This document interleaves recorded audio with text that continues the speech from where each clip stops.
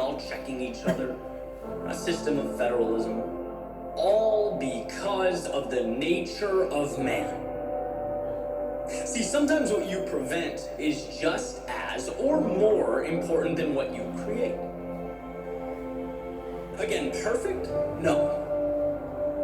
But the expectation of perfection, it destroys more than it builds. This idea of utopia, or the perfection of human beings, doesn't have a great track record throughout history. It dismisses human nature. So Eddie, what does this have to do with sleeping in the morning?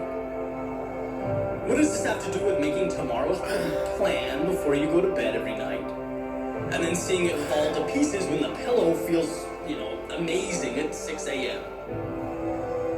Well, I'm going to hijack Madison's idea here. It's similar in the sense that you haven't allowed the best of you to take hold and flourish because you haven't addressed the worst of you that keeps trying to make its way into the picture.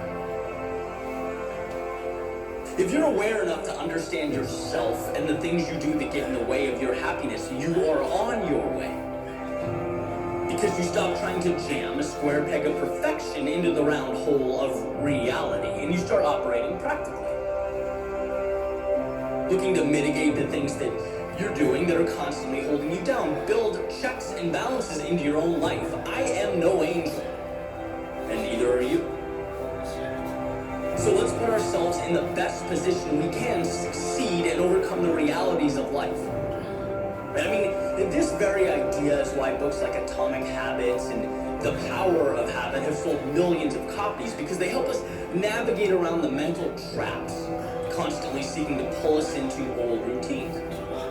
Like the best way to not eat junk food, according to Charles Duhigg, don't have any in your cabinet. The best way to watch less TV, according to James Clear, hide the remote in a different room when you're working.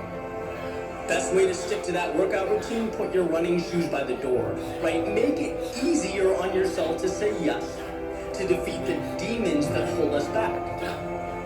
Again, if we were angels in our own lives, we'd see that remote, we'd smile, we'd ignore it. We'd look at the Instagram app and we'd say, nope, not now, Instagram, I have a business to build. But we are not angels. And winning requires building systems into our own lives that allow us to win. So how did I defeat that monster that kept me in bed in the morning? By making it so hard to say no that it was comical. By checking my temptations so that failing was actually more difficult than succeeding. I made my bedroom immaculate, went to bed early, laid out my clothes, put my alarm clock on the other side of the room with a glass of water next to it, and an old album I made in 2014 to remind me how far I've come in the purpose of the journey I'm on.